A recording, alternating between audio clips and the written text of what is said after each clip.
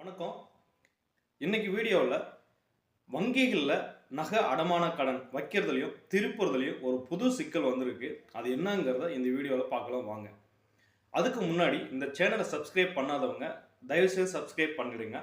அப்போ தான் நான் போடுற வீடியோவில் உங்களுக்கு சேரும். இப்போ வாங்க வீடியோவுக்கு போகலாம்.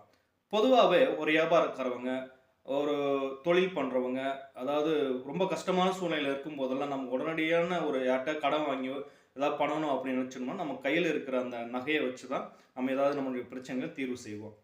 அப்படிங்கும்போது நமக்கு பிரைவேட் வட்டி கடைக்கு போகிறத விட பேங்க்கில் போனால் வட்டி கொஞ்சம் கம்மியாக இருக்கும் அப்படிங்கிற ஒரு எண்ணத்தில் தான் நம்மள்கிட்ட இருக்கிற நகைகளுக்கு தகுந்த மாதிரி பேங்க்கு நம்ம போகிறோம்.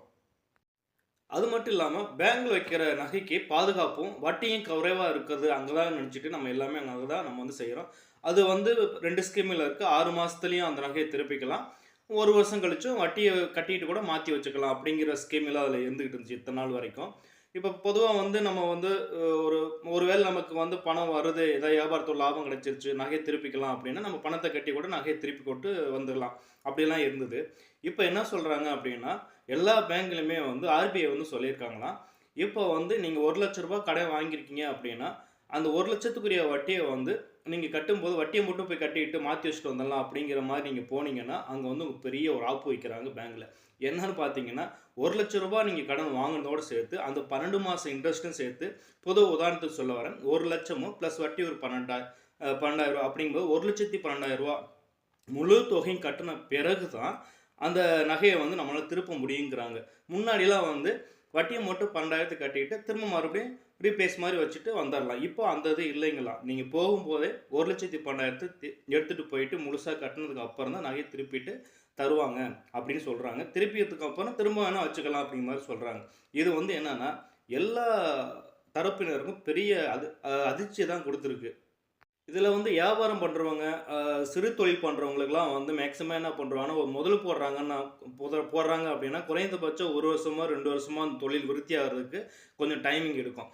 அப்படிங்கும்போது வட்டியை மட்டும் மாற்றி வச்சுட்டு வந்துடலாம் அப்படின்னு தான் எல்லாருமே நினைப்பாங்க. அப்படி இருக்கும்போது இவங்க என்ன சொல்கிறாங்கன்னா 1 வருஷத்தில் ஆகி நம்ம கரெக்டாக போய் வட்டியை மட்டும் கட்டிட்டு வரலான்னு பார்த்தா திரும்ப நீங்கள் முழு தொகையும் கட்டினா தான் உங்களால் நகையை திருப்ப முடியும் அப்படின்னு சொல்லும்போது அவங்களுக்கு பெரிய அதிர்ச்சியாகவே இருக்குது. காரணம் என்னென்னா அவங்களே ஒரு கஷ்ட சூழ்நிலைக்கு தான் அந்த நகையை அடமானம் வச்சுருக்காங்க.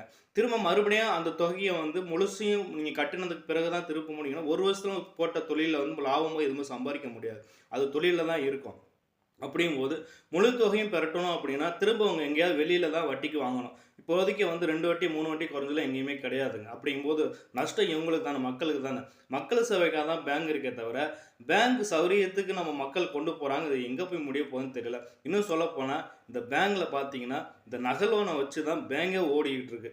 இப்படிலாம் ரொம்ப கட்டுப்பாடு விதிச்சுக்கிட்டு இருந்தாங்கன்னா பேங்கை இழுத்து மூடுறத தவிர வழி கிடையாதுங்க. இது நான் ஒரு பாமரனாக இதுதான் பேசுகிறேன். பேங்கில் ஏகப்பட்ட சட்டத்திட்டங்கள்லாம் இருக்குது. நான் முழுசையாக எனக்கு அதை தெரிஞ்சுக்க முடியாது, தெரிஞ்சுக்கவும் விரும்பலை.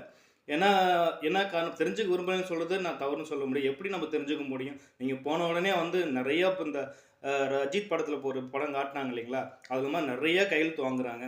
அது என்ன எழுதியிருக்காங்க, எப்படி என்ன எழுதியிருக்காங்க நமக்கும் படித்து பார்க்கல டைமிங் கிடையாது, படித்து பார்க்கவும் தெரியாது. நமக்கு இன்னும் கையெழுத்து மட்டும் வாங்கி வச்சுக்கோ. ஒரே ஒரு விஷயம் தெரியும், நம்ம பணம் கரெக்டாக வட்டியை கட்டலை அப்படின்னா டைமுக்குள்ளே திருப்பலை அப்படின்னா நகையை ஒரு ஏல நோட்டீஸ் விடுவாங்க, நகை மூழ்கி போயிடும் அப்படிங்கிற பயம் இருக்கும். அப்படிங்கும்போது நம்ம எப்படியாவது மாற்றி ஏற்றியாவது பணத்தை கட்டி நகையை திருப்பிடுவோம். இதுதான் நமக்கு தெரிஞ்ச விஷயம். இப்போ இந்த மாதிரி புதுசாக சொல்கிறதெல்லாம் ரொம்ப மக்களுக்கு ரொம்ப குழப்பத்தையும் அதிர்ச்சியும் தான் கொடுக்குது. சரி, அது மட்டும் இல்லைங்க, அப்படியே நகையை கொஞ்சம் கொஞ்சமாக வச்சு அப்படியே மாற்றி மாற்றி வைக்கலான்னு பார்த்தாலும் ஒரு நாளைக்கு போனால் ஒரு நாளையே பேங்கில் நம்மளை ஓபி அடிச்சிடுறாங்க. நம்ம ஒரு நாள் லீவ் போட்டு முழு நாளையும் அங்கேயே இருக்கிற மாதிரி இருக்கும். 1/2 மணி நேரம் 1 மணி நேரத்தை முடிய வேண்டிய வேலை ஒரு நாள் முழுக்க அங்கேயே உட்கார வச்சு தான் நம்மளை வேலை வாங்குவாங்க. இதை நடைமுறையில் ஒத்து வருமா என்னன்னு தெரியல. இது இப்படியே போயிட்டு இருந்துச்சுன்னா பேங்குடைய நிலைமை எப்படி இருக்குன்னு தெரியல, மக்களுடைய குறிக்கோள் எப்படி இருக்க போகுதுன்னு தெரியல. இது தீர்வு என்ன எப்படி வரப்போகுதுன்னு நமக்கு சொன்னாலும் சொல்ல முடியல.